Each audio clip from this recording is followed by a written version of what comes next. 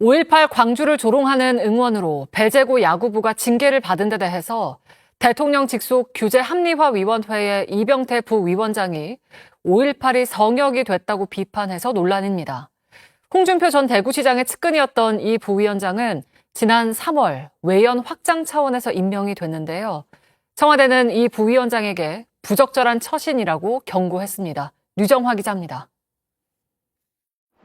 스타벅스 논란을 활용해 상대팀 광주 1고를 조롱했다 중징계를 받은 배제고 야구부.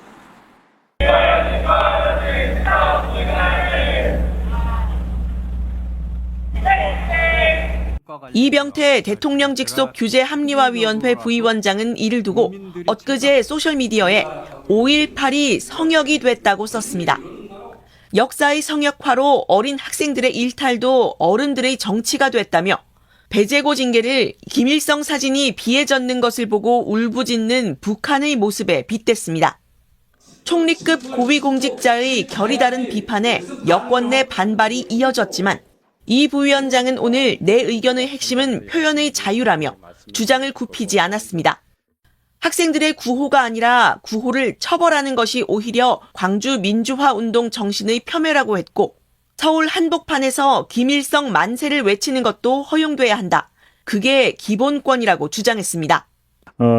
이병태 규제개혁위원회 부위원장 이병태 이분이 누군지 이제 모르는 분들도 계시고 어제 오늘 좀 시끄러웠는데 예전에 이제 제가 관련해서 이분에 대해서 좀 알아봤던 적이 있습니다. 지난 3월에 규제합리화위원회 부위원장으로 갑자기 내정이 되면서 좀 논란이 됐었잖아요. 근데 이분이 약간 재밌는 분이에요.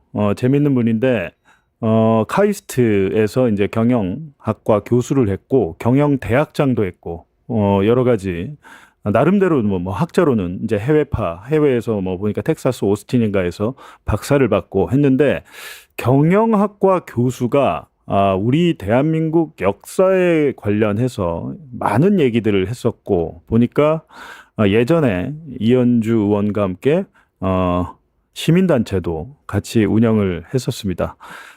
본인의 그 유튜브 채널이 있어요. 유튜브 채널이 이병철 TV라고 이병태 TV라고 있는데 아마 보신 분도 있고 안 보신 분도 있을 텐데 이분이 이제 카이스트를 퇴직하고 여러 가지 이제 정치 활동을 했는데 홍준표의 이제 경제 책사로 알려져 있습니다. 그리고 이제 제가 보니까 홍준표와도 친하지만 이준석과도 상당히 가까웠던 것 같아요.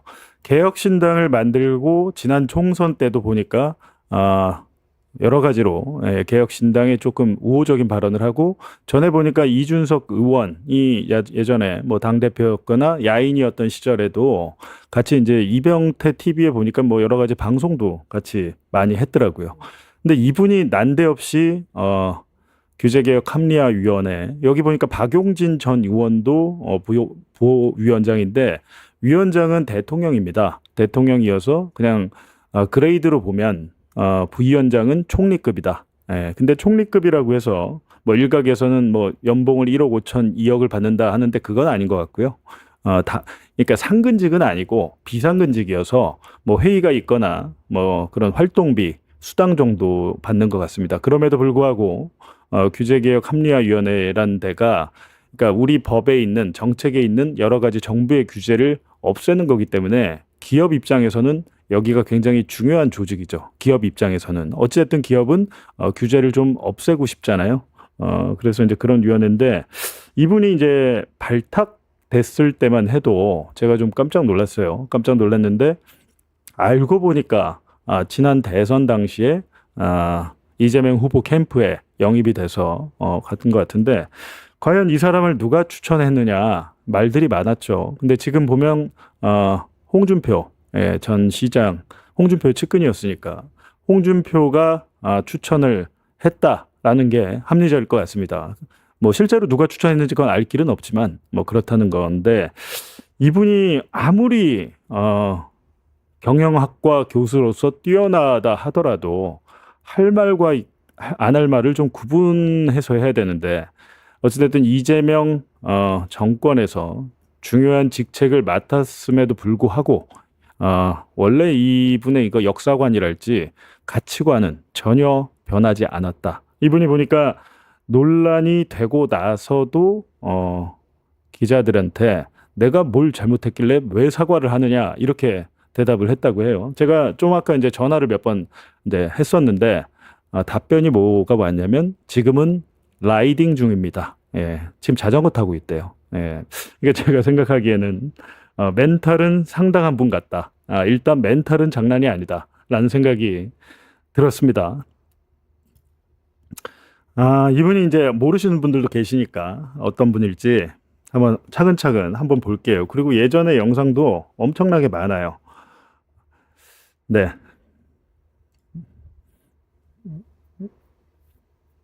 1960년생이고 텍사스 대학교 오스틴 캠퍼스에서 경영학 박사 그리고 카이스트에서 경영대학 교수를 역임을 하고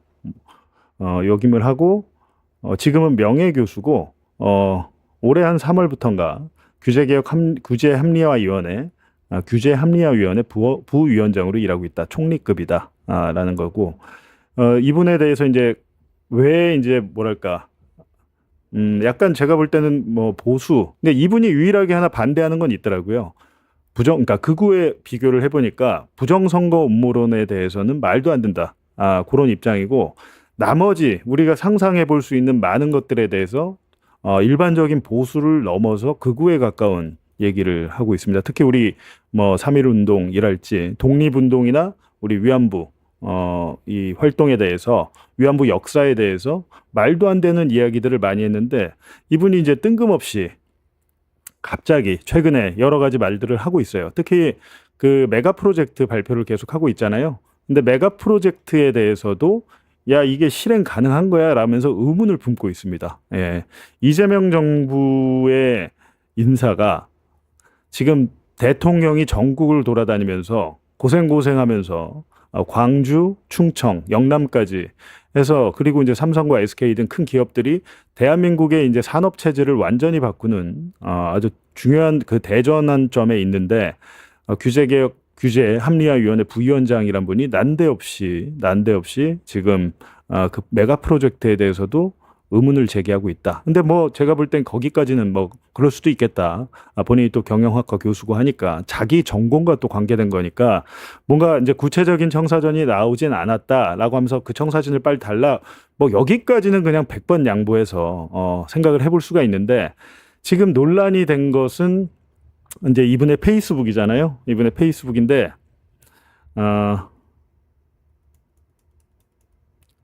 뭐 또 글을 계속 쓰고 있는 것 같아요. 예, 글을 계속 한번 들어가 보신 분도 계실 텐데, 예, 지금 좀 전에 있었는데 이병태,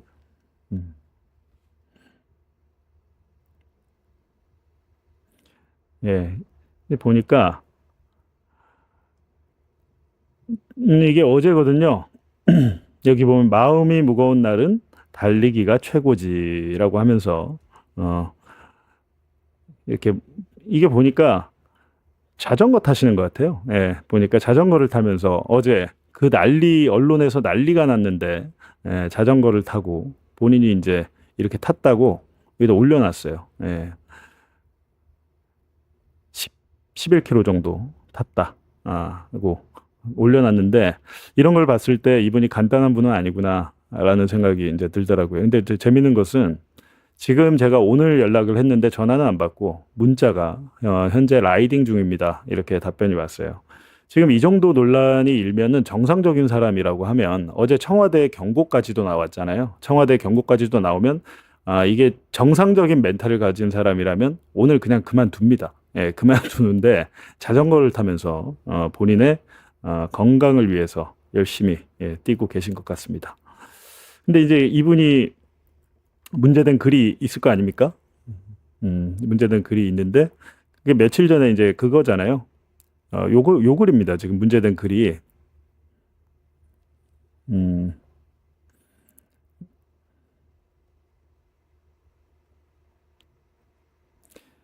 그 최근에 이제 그 사태 이건 잘 우리가 다 알고 있잖아요. 이 사태에 대해서 배재고등학교 그러니까 광주 일고 학생들과 야구 경기하면서 뭐 스타벅스랄지 뭐 이렇게 그러니까 사실상 5.18을 조롱하는 노래를 불러서 문제가 이제 크게 사회적인 이슈가 됐는데 이제 이분이 여기서 이제 하시는 말이 표현의 자유 그리고 야구 응원 구호라고 이제 얘기를 하면서 표현의 자유가 더 앞선다. 아이들이 그러니까 뭐 그 배제고 학생들이 그렇게 얘기한 것은 할 수 있는 얘기다. 그리고 뭐 5.18이 그렇게 대단해? 5.18을 왜 성역화하는 거야? 그 정도 얘기할 수 있는 거지. 라고 하면서 내세우는 논리가 표현의 자유였어요. 표현의 자유. 그런 이야기를 할 수 있어야 된다라는 건데 그러면서 보니까 본인이 이제 또 교수다 보니까 이 표현의 자유를 인간의 보편적인 기본권 중에 하나다라고 이제 주장을 하면서 본인의 이제 주장을 이렇게 쭉 전개를 해요. 이 표현의 자유는 옳고 바른 말할 권리가 아니고 틀리고 엉뚱하고 거짓된 말도 사회가 허용하라는 기본권이다. 이렇게 얘기를 하면서 예. 그리고 김일성 만세, 그러니까 대한민국 이제 한복판에서 김일성 만세를 해도 그냥 봐줘야 된다라는 겁니다. 근데 이렇게 되면은 사실은 이거 최민희 의원이 얘기를 했던데 그렇다면 본인이 국가보안법 같은 거 지금 이렇게 그런 김일성 만세 옛날에 막걸리 보안법이라고 그래서 김일성을 찬양하거나 고무하면 그냥 잡혀갔잖아요. 박정희 때 전두환 때. 근데 그런 것들의 국가보안법에 대해서 폐지를 해야 된다 그런 얘기는 또 하지 않습니다. 거기에 대해서 이제 최민희 의원이 그런 얘기를 했던데 여기다가 이제 약간 물타는 듯한 문장은 하나 있어요. 나는 광주 희생자가 이 땅의 민주주의를 위해 싸웠다고 지금도 굳게 믿고 있다. 요 얘기는 지금 처음 보는 것 같습니다. 전에 영상에서는 이런 얘기는 없었는데 그런데 여기서 갑자기 비약이 이루어져요. 비약이. 이것에 동의한다면 민주주의 인류 보편적 천부인권인 표현의 자유를 부인해서는 안 된다. 지금 앞에서 광주 민주화 운동을 인정해 놓고 이것이 그럼 이것이 뭡니까 이게? 이것이 뭐예요? 여기서 이제 비약이 시작되는 거죠. 예. 본인의 앞에 말과 뒤에 말이 연결이 안 됩니다. 여기서부터 안 되고 그래서 나는 그 배제고 학생들의 구호가 아니라 그들에 대한 처벌이 광주 민주화 운동의 조롱과 폄훼라고 믿는다. 그러니까 그 학생들을 뭐 처벌하면 이거야말로 5.18을 조롱하고 폄훼한다. 이게 도대체 어떤 인과관계가 있죠? 예.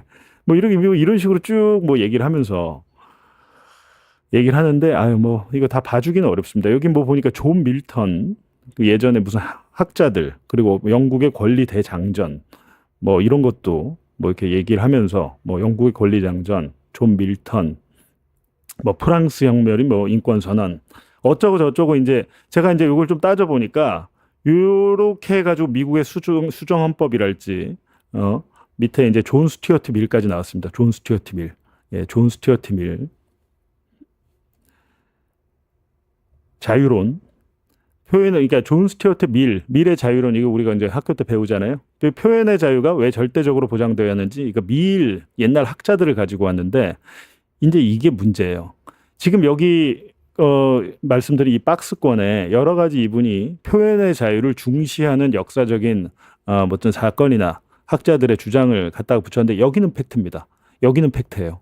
여기는 팩트인데, 문제는 이 밑부분이에요.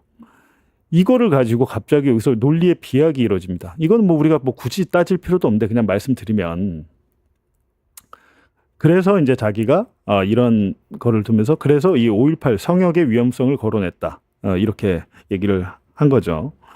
성역의 위험성. 그러니까 5.18 성역화하지 마. 그거 뭐 대단한 거야. 위안부도 뭐 성역화하지 마. 이런 뜻 같아요. 그리고 기본권이 그러니까 표현의 자유가 기본권인데 기본권이 지켜지지 않는 사회는 민주적 사회가 아니다. 그래서 그 기본권의 예외인 엄벌의 욕구는 사상의 성역화에서 출발한다. 그러니까 이게 이제 5.18의 성역화를 이제 5.18을 욕한 사람들을 처벌하는 것은 표현의 자유를 우리의 인권, 기본권인데 이건 우리 기본권을 무시하는 처사야. 그렇게 해서는 안 돼. 라고 이제 주장을 하는 건데 여태까지 이제 여러분께서 보셨지만 잘 이해가 안 돼요, 이게.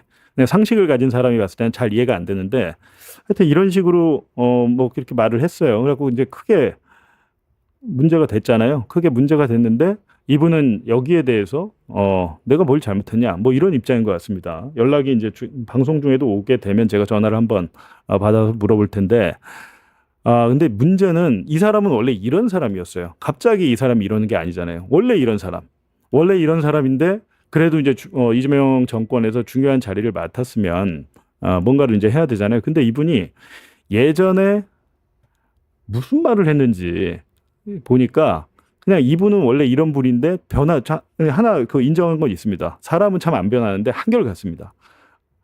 이분이 했던 망언들을 한번 정리를 해봤어요.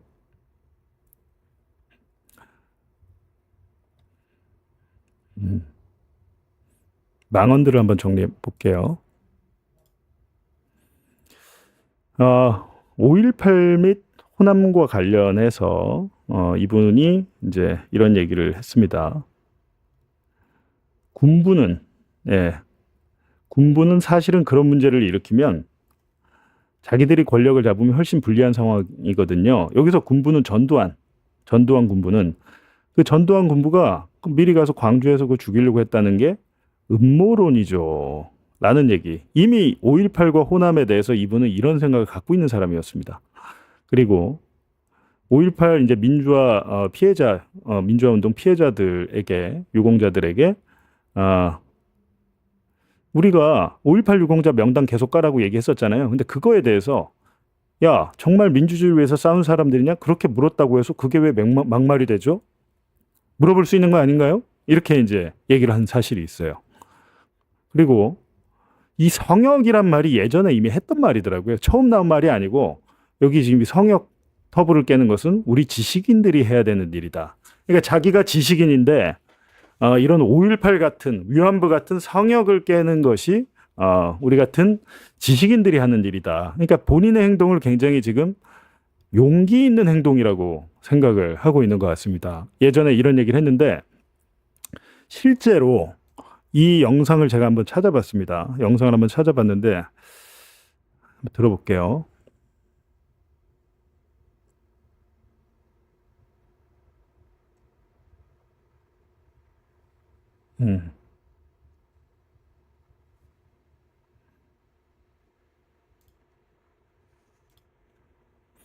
이게 무슨 주동식이란 사람, 이분도 학자 같은데 주동식이라는 분이 이분이 광주 출신이래요. 광주 출신인데 둘이 나와서 뭐 대담 같은 걸 하는데 여기서 이제 5.18에 대한 성역 뭐 이런 얘기 이런 걸 깨야 된다 얘기를 했더라고요. 호남 문제 어떻게 이해할까 이런 식으로 제목 자체가 그래요 지금. 사실상 대한민국의 87 체제 대한민국의 지배자는 호남하고 주사파 연합입니다. 호남이 성역이라는 것은 여러분 다 아실 거예요. 윤석열도 지난 대선 기간에 전두환도 잘한 게 있지 않냐 이야기했다가 박살이 났지 않습니까? 난리 났잖아요.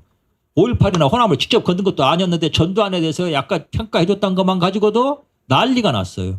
이게 얼마나 호남이 5.18의 성역인가 하는 걸 보여주는 거거든요. 근데 이 성역의 위상이라는 게 호남이 피해자이라는 것 때문에 내세우기 때문에 성역이 만들어지는 거예요.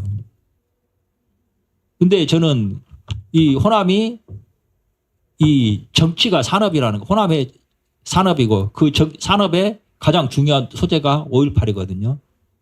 근데 제가 이제 왜 이 말씀을 드리냐면은 호남이 가지고 있는 반기업, 반시장 정서가 어디서 연유하는 건가. 제가 호남이 반기업, 반시장이라고 그러면 사람들이 막 반발을 해요.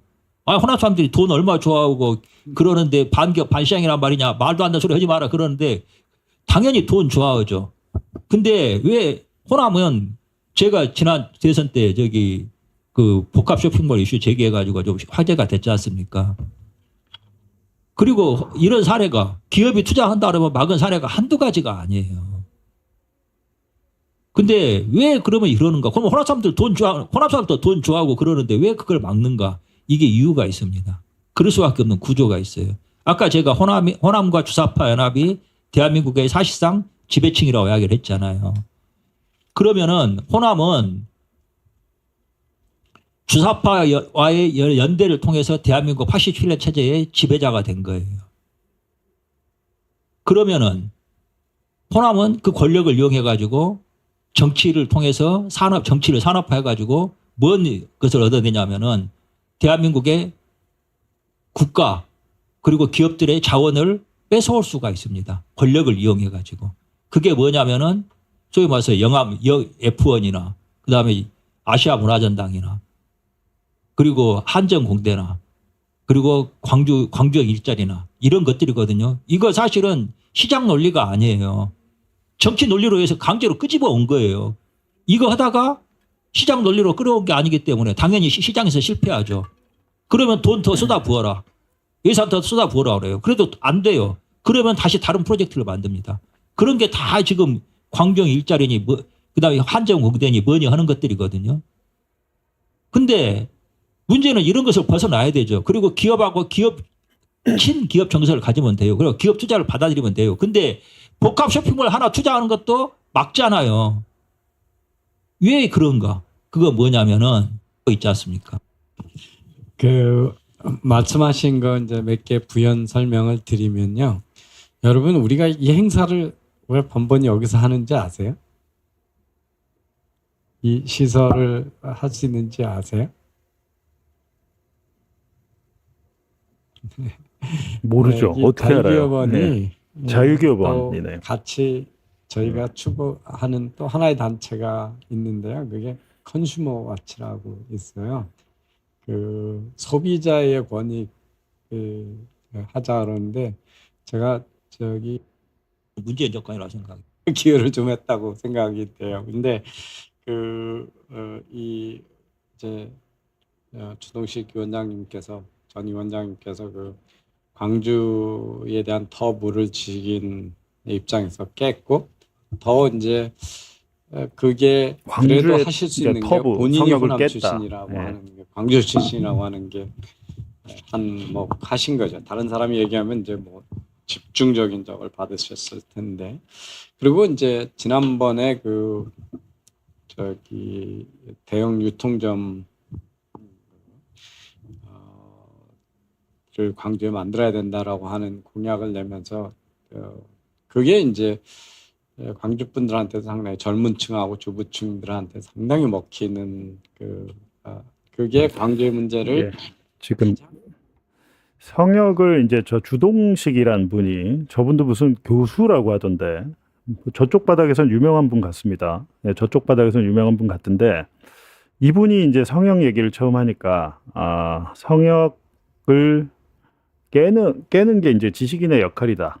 얘기를 하는 장면이 있거든요. 예, 이 부분 한번 또 보시죠.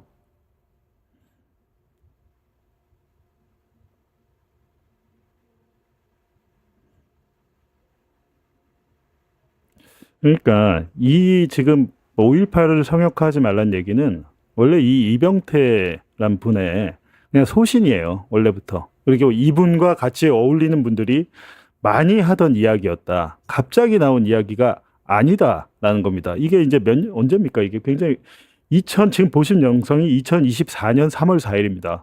그러니까 그 22대 총선 한 달 전이었잖아요. 한 달 전에 이런 일이 있었는데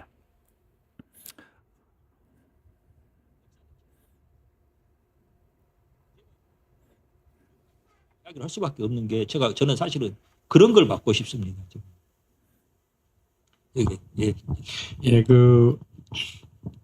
아까 이제 제가 말씀드렸지만 성역 터부를 깨는 것들은 지식인들이 해야 되는 일이잖아요. 그래서 상당히 한국에서 이야기하기 힘든 저는 이제 제가 헬조선이라고 하는 거에 대해서 제가 그 터부를 깨는데 제가 기여를 좀 했다고 생각이 돼요. 근데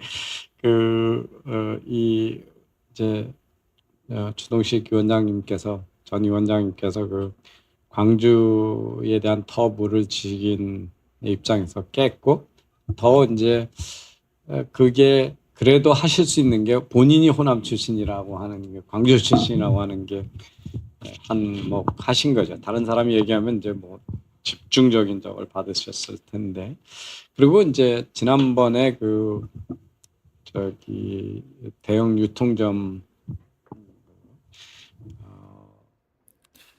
예. 지금 이제 먼저 이제 호남 출신의 광주 출신의 교수가 얘기하니까 그런 성역 터부를 깨는 것이 지식인의 역할이다. 이제 이때 이미 이제 2024년에 이런 얘기를 한 바가 있다라는 거고요. 뭐 근데 이거 말고도 영상이 이병태 TV에 가보시면 무지무지하게 많습니다. 영상이 무지무지하게 많은데 그 윤서인 씨인가요? 윤서인 씨인가? 저 그분 잘 모르겠는데 하여튼 그분의 뭐 그분이랑도 뭘 했더라고요. 그 윤서인 씨가 누구지? 그러니까 이름은 제가 들어봤는데 최근에 가수 이승환 씨가 윤서인을 뭐 고소고발 한다는 얘기는 기사는 잠깐 본 것 같은데, 근데 이 윤서인이란 분이 이제 만화가인데 거의 그냥 일베 만화가 이렇게 알려져 있더라고요. 그래서 이제 윤서인의 페이스북에 이런 글이 또 논란이 좀 됐었습니다. 5.18의 탱크보이는 어떻게 먹냐? 5.18의 탱크탑은 어떻게 입냐? 5.18엔 물탱크도 다 비워야지. 여기 또 성역이란 단어 나오잖아요. 여기 성역. 금기 성역 불가침 만들어 놓고 단속갑질하는 민주화운동 기념일이라니. 이 민주화 독재자들 전두환도 절레절레라고 하면서 밑에 이제 스타벅스에 이런 사과문을 띄워놨습니다. 이분은 뭐 전적이 화려하더군요. 이분은 화려한데 이분이랑도 보니까 친한 것 같아요. 이분이랑도 좀 친해 보니까.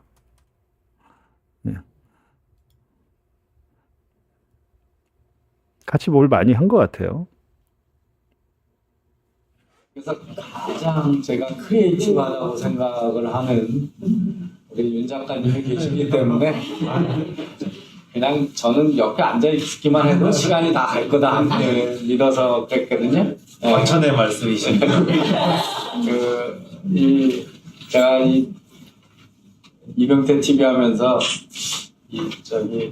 윤서인 작가 같은 예능감을 보여주고 말을 이렇게 차지게 할 줄 알아야 구독자가 늘어나는데 그러지 못해가지고 제가 늘 이 컴플렉스가 많아요.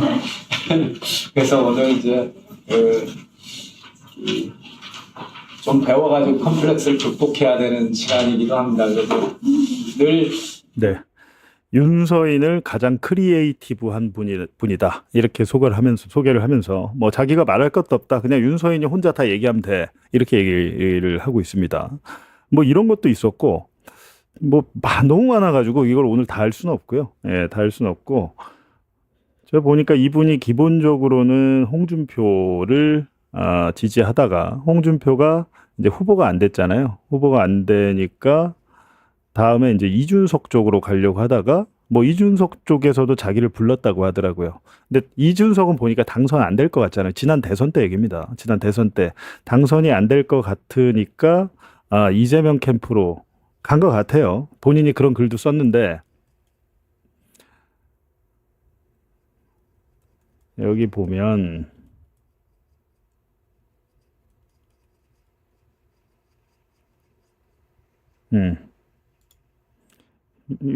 요렇게 뭐 둘이 또 많이 했어요.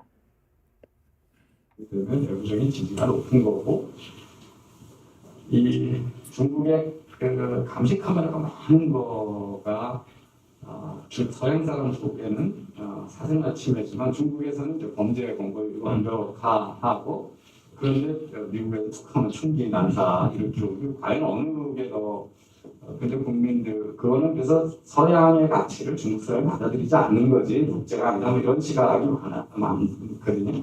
그래서 지금 이제 그 사이에 우리가 지금 있는 거잖아요. 그리고 우리 사회는 그 많은 문제를 해결 못하고 지금 인기 영합이나 또 특히 뭐 남북 문제도 마찬가지로 우리 스스로 해결하는 능력은 전혀 없는 이슈니까 이 와중에서 지금 우리 나오미님께서 엄중 경고가 아니라 당장 잘라야죠 라고 했는데 지금 이분이 언론에 기자들이 물어봤을 때는 내가 뭘 사과해야 되냐 이렇게 답변을 했나 봐요. 그래서 지금 제가 좀 통화를 해보려고 전화를 했는데 지금 자전거 타고 있다고 라이딩 중이어서 아마 라이딩이 끝나면 전화가 올 수도 있을 것 같은데 본인이 잘못했다고 생각하시는 분이 아닙니다. 그냥 확신범이라고 그냥 이렇게 평생 살아오시고 저 확고한 저쪽에 저러한 가치관을 갖고 있는 분이에요.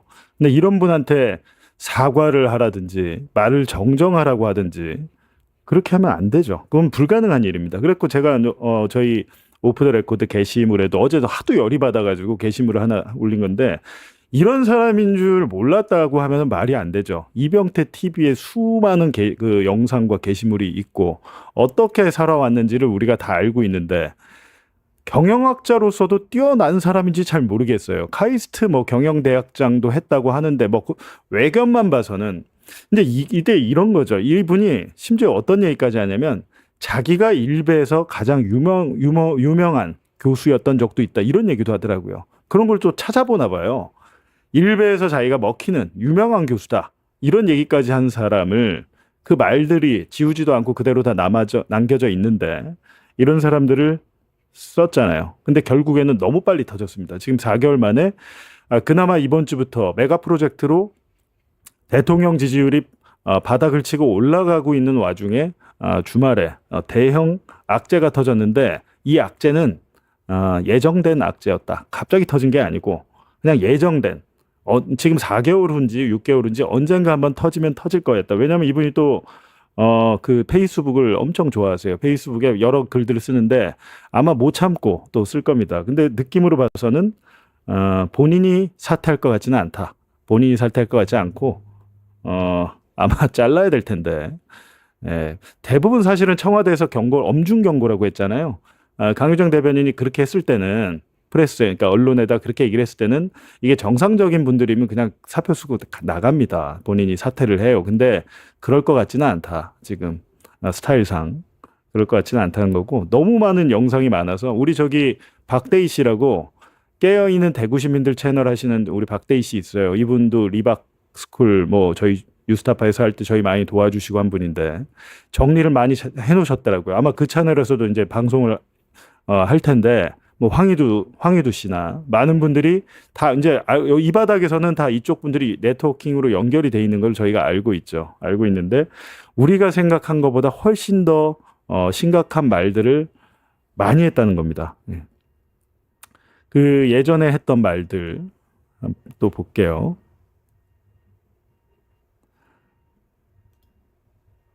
이런 말들도 했었죠. 네, 이런 말들도 친일 그냥 뭐 친일을 해야 된다. 라고 이제 얘기를 하면서 친불 국교 정상화를 했으면 친불 친일 다 해야지. 제가 이런 얘기를 했는데 저한테 이걸 막말이라고 비판해요. 뭐 이런 얘기도 했고 토착 왜구를 입에 담는 인간들은 인종차별주의자고 파시스트 콤플렉스에 걸린 정신병자다. 예, 이렇게 되게 멘트가 셉니다. 이분이 멘트가 세요. 뭐 이런 일도 있었고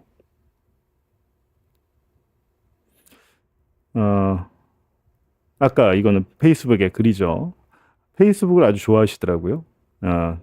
그리고 논란이 일었는데 혼자 이렇게 달리게 하고 아주 지금도 자전거 타고 계시고 이 글이 사실은 조금 더 저는 이게 더 문제라고 봅니다. 지금 역사 비하는 원래 이런 분인데 이 지금 최근 사건에 대한 의견도 이거는 지금 기사화가 잘 안 됐더라고요.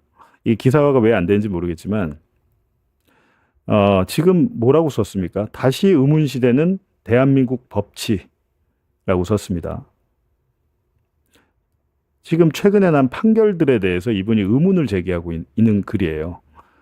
우리 검찰과 사법부가 얼마나 정치적으로 오염되어 있는지 의심이 되는 것은 어제 오늘 일이 아니다. 최근의 뉴스는 그것을 다시 확인해주고 있다라고 얘기를 합니다. 근데 뭡니까 지금 여기서 예시가 1번 김건희 여사의 유죄 판결 이렇게 얘기를 해놓고 이 철없는 여인이 부정한 선물을 넙죽 받아먹고 생각 없는 표수를 띈 것에 어이없고 부도덕한 일이다. 그게 아니라고 생각하면 좋을 것이다. 여기까지는 문제가 없어요. 하지만 그 이전에 김건희가 처벌을 받았잖아요. 근데 이 검찰은 이 선물과 청탁의 대가성을 연결하지 못했대요. 그리고 이 보도된 유죄 판결은 고가의 선물을 받았다는 존엄한 도덕적 비난일 뿐 검찰이 범죄의 단서를 못 찾았는데 지금 법원에서 마치 유죄 판결이 나와서 마지막에 또 묵시적 청탁인가 이게 지금 비꼬는 거잖아요. 명확하게 법원에서 김건희 유죄가 나왔는데 명확하게 유죄를 입증할 만한 증거를 특검이 제시하지 못했어. 라고 얘기하는 겁니다. 예. 그 신천지 또 여기 보면 또 이 부분도 한번 보세요. 최근에 그 이만희 구속됐잖아요.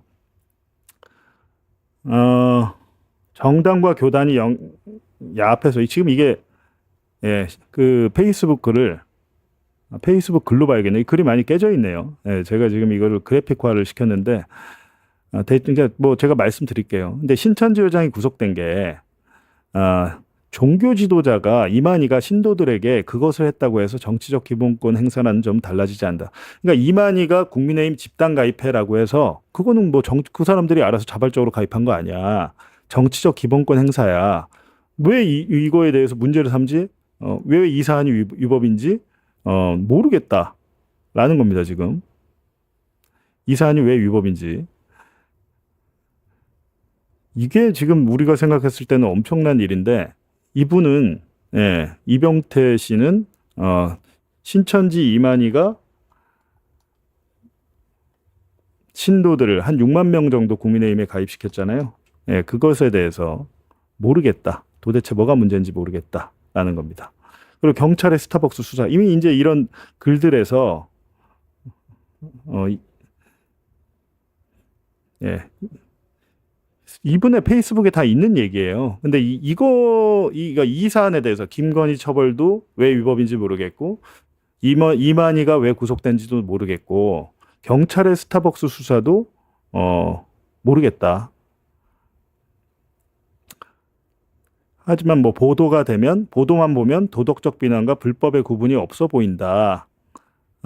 사법당국과 사법부가 정치적이거나 언론이 숙제를 제대로 안 하는 것으로 보인다. 라는 거죠. 그러면서 사실상 이 스타벅스 수사에 대해서도 약간 본인은 납득되지 않는다. 신천지 이만희도 그렇고, 특히 저는 이게 정말 황당합니다. 이거 어떻게 이렇게 얘기할 수 있죠? 김건희가 유죄 판결, 디올백 등등에서 모든 알선 수재가 다 인정이 돼서 5가지가 전부 종합으로 인정이 돼가지고, 유죄 판결을 받았는데 거기에 대해서 특검이, 검찰이 유죄의 증거를 제시하지 못하고 있다라고 얘기한 겁니다. 지금 이거는 최근 사건들에 대해서 이분이 이제 본인의 의견을 밝힌 건데, 이제 기본적으로 이재명 정권에서 뭐 규제합리화위원회 부위원장, 총리급 이런 거를 하는 사람이, 설사 이런 생각 본인 개인적으로는 하고 있다고 하더라도, 공개적으로 이렇게 하진 않죠. 정상적인 사람이라면. 예, 정상적인 사람이라면 하지 않고요.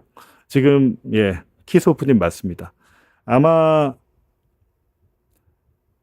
윤석열의 내란에 대해서도 어떻게 생각하고 있는지 한번 물어보고 싶네요. 예, 윤석열의 내란에 대해서 어떻게 생각하고 있는지, 좀 지나친 처벌이다 뭐 이렇게 얘기할 수도 있고, 근데 이런 것들에 대해서 우리가 질문을 좀 더 했어야 되는데, 예, 이 부분에 대해서 지금 이게 제가 드린 말씀은 청와대에서 엄중 경고했다고 이제 언론에 밝혔잖아요. 정상적인 사람이라면 나가는데 이분은 안 나갈 것 같습니다. 그래서 제가 오늘 방송을 하는 이유도 이분은 스스로 안 나가니까 빨리 조치를 해야 될 것 같다라는 생각입니다. 이거 계속 두면 뭐 어떻게 할 수가 없어요. 뭐 한두 가지가 아니에요. 그냥 뭐 서울 한복판에서 뭐 김일성 만세를 외쳐도 허용돼야 한다. 근데요, 이분이 이제 하시는 말 중에 이런 말이 틀린 말은 아니에요. 저도 이렇게 생각을 해요. 근데 5.18 같은 역사적 사건, 우리가 특히나 5.18이나 부마항쟁의 정신은 헌법에 다음에 헌법 개정할 때 넣겠다고 여야가 지금 다 거기에 대해서는 이견이 없습니다. 근데 역사라는 것은 2가지 사실이 있을 수가 없어요. 역사는 그냥 하나여야 돼요. 하나로 정의가 돼야 되고 헌법에 들어가면 그게 움직이지 않는 진실과 사실처럼 그 역사에 대한 정의가 있어야 되는데, 그거에 대해서 뭐 해석을 해서 내 생각은 이렇다라고 뭐 그렇게 할 수는 있으나, 만약에 이제 좀 공적인 위치에 있는 사람들이 그런 것들을 공개적으로 행동을 할 때는 그런 사람들은 공직을 맡으면 안 되죠. 조서도 안 되고. 근데 이분은 아까 존 스튜어트 밀이란 그 옛날 학자 있잖아요. 뭐 공리주의 어쩌고저쩌고 뭐 그런 분인가. 존 스튜어트 밀의 자유론인가 뭐 해가지고 표현의 자유가, 밀이란 이 대단한 학자가 표현의 자유 중요하다고 했잖아요. 근데 존 스튜어트 밀도 타인에게 해악이 끼칠 정도의 표현의 자유는 허용돼서는 안 된다라고 얘기한 사람입니다. 이분이 그 얘기를 안 하고 있어요. 표현의 자유가 인간의 기본권이고 헌법적인 권리가 중요한데 그 표현이 다른 사람을 혐오하거나 조롱하거나 그 사람에게 피해를 끼치는 그런 발언은까지도 표현의 자유의 영역은 아니라는 것을 존 스튜어트 밀이 아니고 우리가 중학교 정도만 나와도 알고 있잖아요.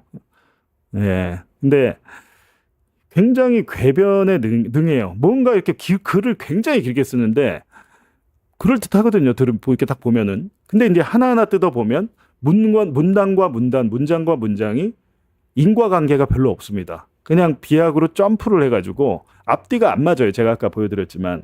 근데 이런 분의 진짜 머릿속에 어떻게 논리 구조가 돼 있길래 이런 결과가 나오지? 라고 하는 거. 그리고 지금 이 배제고 아이들을 법적으로 처벌하겠다는 게 아니잖아요. 지금 여기서도 이제 보면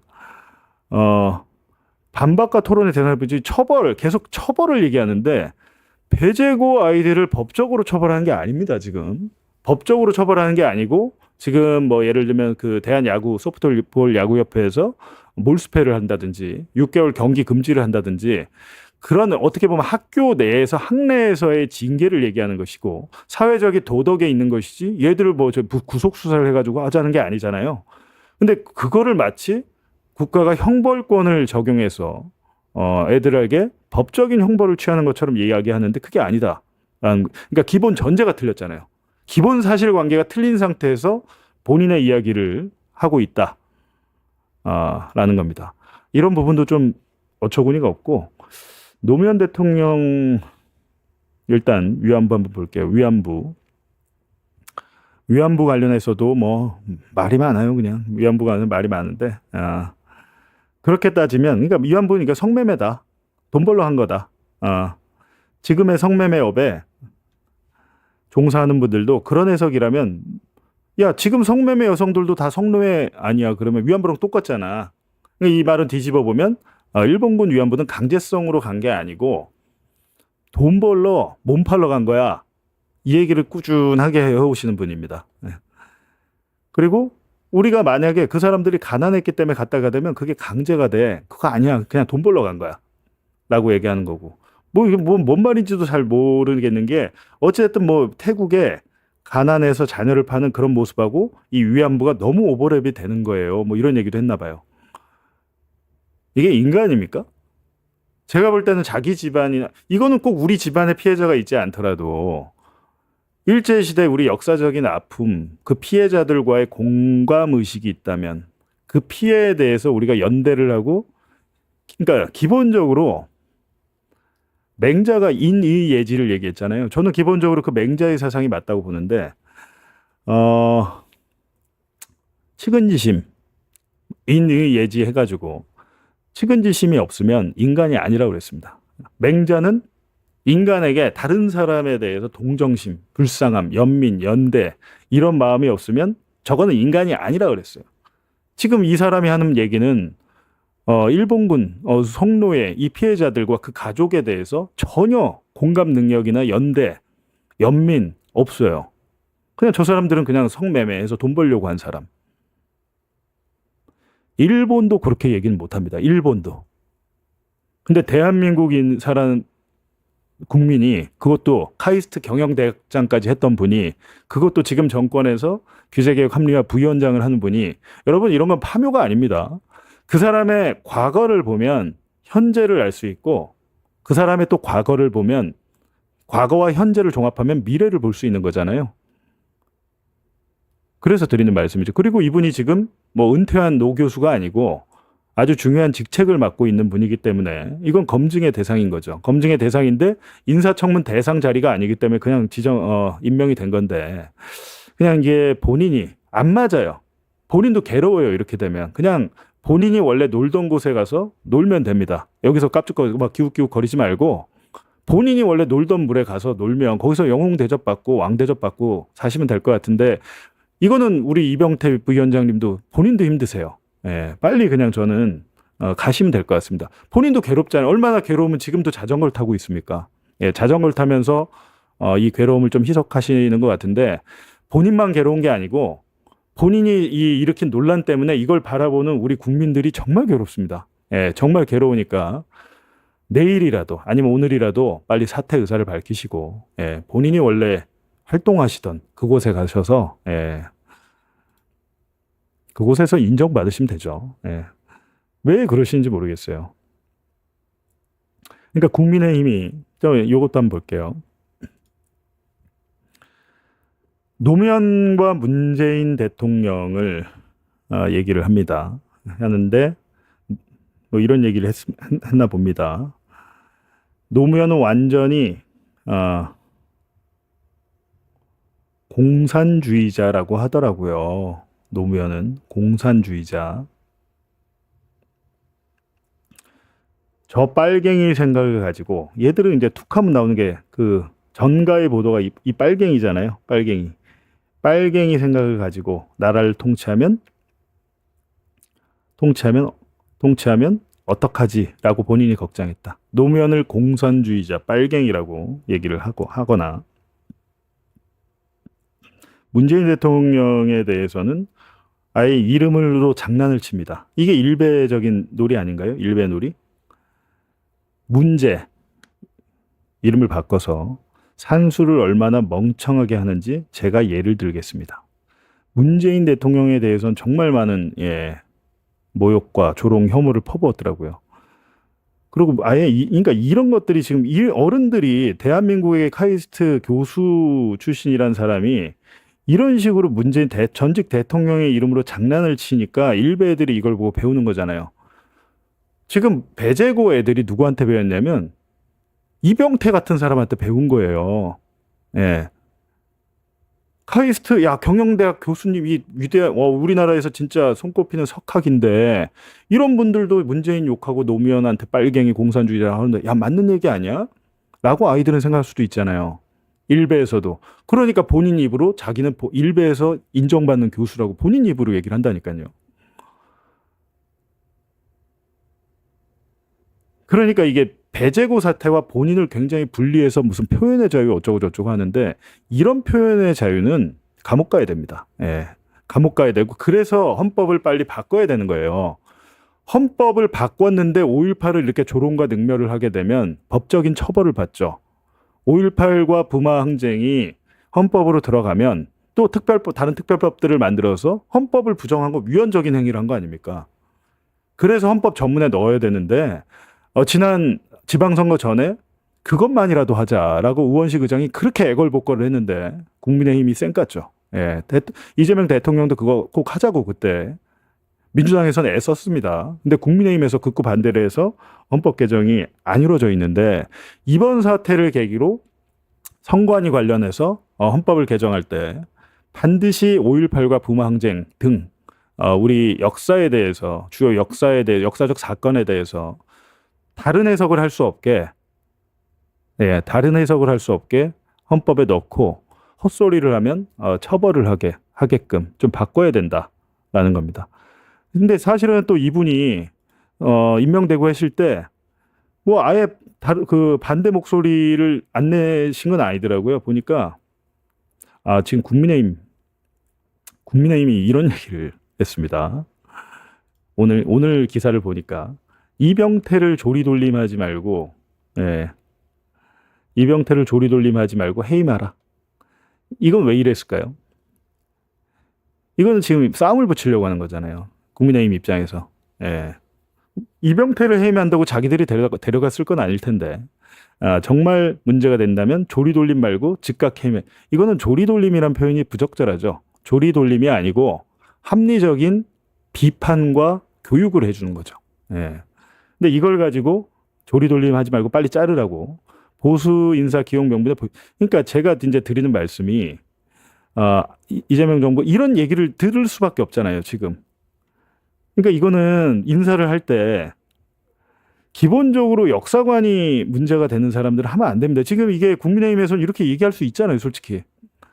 왜 이런 조롱을 당합니까, 이거는 매를 번 거죠. 사서 고생을 하는 거고.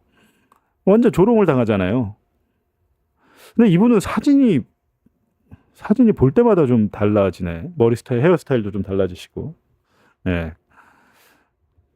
하여간 이거에 대해서 빨리 본인이 판단하시는 게 이 이재명 정권을 위해서 부담을 덜 주는 것이다라는 겁니다. 저희가 솔직히 이런 것까지 방송을 해야 되나라는 생각이 좀 들어요. 이런 것까지 방송을 해야 되나? 이거 너무 그냥 당연한 얘기인데 이건 초등학생한테 뭐 가르쳐 주듯이 이런 얘기를 해야 되나? 아니잖아요, 그거는. 근데 이런 분이 발탁을 해가지고 저런 자리에 가니까 국민의힘한테 저런 능욕을 당하고 있죠. 박주민 의원은 이미 이제 이렇게 걱정을 했습니다. 내가 웬만하면 가만히 있을 텐데 도저히 참고 넘어갈 수가 없다. 박주민 의원이 세월호 변호사잖아요. 유명하잖아요. 세월호 변호사로. 예, 세월호 변호사인데 이 세월호 참사 추모를 이 이병태가 타락한 정치 권력 노름이라고 비아냥거리고 비난을 했어요. 이 세월호 사건을 이 사회의 천박함의 상징이라는 비수 같은 말도 서슴지 않았다. 이 사람들이 뭐라고 하냐면 세월호 같은 사건이 많이 일어나면 일자리도 많이 늘어나겠네. 뭐 진상규명한다고 뭐 이런 얘기도 하고 그래요. 이게 인간이 아니죠. 네, 아까 위안부 사건 위안부 발언도 마찬가지지만 인간이기를 포기한 사람이다. 이게 아무리 능력이 뛰어나다 하더라도 경영학자로서 이런 사람은 써서는 안 된다는 거죠. 아무리 뛰어나더라도. 근데 아무리 뛰어난 것 같지도 않아요, 보면. 예, 아무리 뛰어난 것 같지도 않고 정작 본인이 경영학자로서 무슨 인사이트를 보여주는 글보다도 항상 이런 우리 역사적인 사건이나 사회적인 참사나 이런 아픔에 대해서 조롱하고 혐오하는 박주민 의원은 이렇게 얘기했습니다. 이게 3월 5일이에요. 네. 여기 또 있죠. 아무리 뛰어난 전문성도 공감 능력이 결여된다면 독이 될 뿐입니다. 그냥 이거는 한 초등학교 6학년 정도 되면 우리가 이해할 수 있는 문장이죠. 예. 이런 부분에 대해서 굉장히 아쉽다. 특히 세월호, 뭐 위안부 모든 어떻게 보면 피해자가 있는 아픔이 있는 역사적인 사건에 대해서 조롱을 하고 혐오를 하고 장사를 한다고 하고 돈벌이를 했다고 하고 이렇게 얘기하는 사람이다라는 겁니다. 많은 분들 좀 열받으실 텐데 전문성이 저도 그게 의심돼요. 이분이 뭐 일단 카이스트에서 교수를 했고 경영대학장까지 한 건 맞으니까 뭔가 이제 제가 그래서 드리는 말씀이에요. 공인의 자리에 있는 사람이 일배식으로 용어를 쓰면서 본인의 일배에서 추앙받는 교수라고 얘기하는 사람. 일베에서 재벌 정용진 회장, 그리고 정용진 같은 인간들이 하는 행위들. 아이들이 봤을 때는 야, 재벌도 하고 교수도 하고 야, 정치인 저분 내가 존경하는 분인데 저분도 저렇게 얘기하는구나. 저렇게 생각하는구나. 부정선거가 맞다고 하는구나. 사회적인 지위가 있는 분들이 그렇게 얘기하면 애들이 그냥 자연스럽게 일베화 되는 거죠. 왜 저희한테 뭐라고 하세요? 어른들한테 배웠는데? 라고 하면 뭐라고 얘기할 수 있습니까? 거기에 대해서. 지금 말씀하시는 이제 규제 합리화위원회인가요? 네. 예, 거기에 이제 부위원장을 세 분을 예. 하셨는데 위원장은 참고로 대통령이십니다. 네, 그래서 부위원장 저도 보니까 이제 총리께서 네. 당연직으로 네. 국무총리가 하시고 민간위원장이 5인 이내까지 예. 임명이 가능한 것 같습니다. 그래서 3명을 하셨는데 지금 말씀하시는 이제 여러 이제 과거의 행보나 예. 말씀하신 것 중에 논란이 있는 걸 저도 언론 보도를 통해 봤습니다. 그래서 그게 아마 공직 인선하는 팀에서 청와대 팀에서 충분히 아마 검증을 했을 텐데 그 나름의 판단이 있지 않았겠나 싶고요. 저 개인적으로는 그 교수님이 과거에 제가 봐도 세월호 문제나 이런 거는 전 잘 이해는 안 되더라고요. 아마. 그러니까 세월호 참사 추모는 이 사회의 천박함의 상징이다.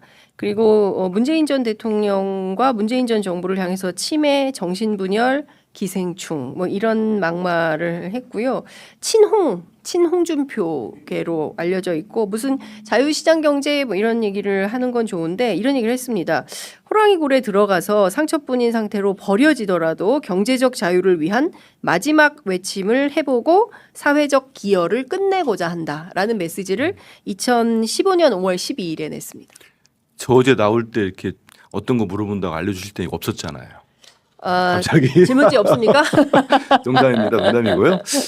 일단은 제가 좀 전에 말씀드린 것처럼 어떤 대통령의 인선 네. 기준이 있을 거고 전 다만 지금 말씀하신 그런 어떤 논란 부분이 있는 거는 제가 기사를 볼 때는 우리 국민들 보실 때 좀 불편하신 부분들이 있다면 본인이 조금 더 해명할 필요는 있지 않겠나 이런 이분이 생각이 이런 듭니다. 부분에 대해서 단 한 번도 사과하신 적이 없어요. 아 그렇습니까? 예. 그러면 이미 이제 그 뭐 아무리 그 사인이나 예. 민간인 쪽에 계셨다 하더라도 물론 뭐 여기 이 자리가 또 민간 위원 몫이긴 합니다만 예. 그래도 우리 정부의 중요한 또 위원회에 네. 참여하신 만큼 여기에 대해서는 필요하다면 본인의 입장이 좀 나오면 좋지 않겠나 생각합니다. 그러나 이 부위원장단은 인사청문 대상은 아니라고 하더라고요. 예, 이건 바로 임명한 것 그렇죠. 같던데요. 바로 임명 네, 네. 위촉이라는 표현을 쓰던데. 위촉. 예, 그렇습니다. 예, 그러니까 정부 바로 위원회이기 됐기 때문에 이제 이분들의 임기는 시작이 곧 되는 걸로 이제 전해지고 있고요. 이 관련해서는 사실은 다른 거 다 떠나서 세월호 의원님께서 말씀하신 대로 이것은 두고두고 우리 역사가 우리 그렇죠. 아이들이 그 아마 그 말씀이나 글을 썼나 말씀했는지 모르겠는데 페이스북에 글을 아 그렇습니까? 이제 그 전반적인 말씀을 하셨네요. 그래, 예, 맥락을 좀 볼 필요는 있을 것 같은데 네. 저 입장 모두 그렇습니다. 발언이요. 근데 그건 거기에 대해서는 저도 선뜻 잘 무슨 뜻인지 이해가 잘 안 되는 얘기인데 거기에 대해서 입장을 좀 밝히는 게 좋지 않겠습니까? 네, 그 부분에 대해서는 입장을 밝히는 게 좋겠다라는 말씀을 좀 주셨습니다. 다른 거 다 떠나서 친일은 당연한 거다. 그 부분도 제가 잘 이해는 못 하겠습니다. 예. 그러니까 뭐 국교 정상화를 했으면 어느 나라든 다 친하게 지내야 공동 번영이 있다. 친미, 친일, 친영, 친푸, 친독 왜 이 친일이 욕을 먹어야 되냐 이제 이런 비판을 했습니다. 그거는 역사 인식에 대해서 그렇죠. 어떻게 저하고도 이제 역사 인식이 다른 부분인데요. 생각하세요? 일본하고 그 저희들이 경제나 안보 분야에서 협력은 우리 지금 대통령이 얼마나 잘하고 계십니까? 네, 네. 그건 당연한 거고요.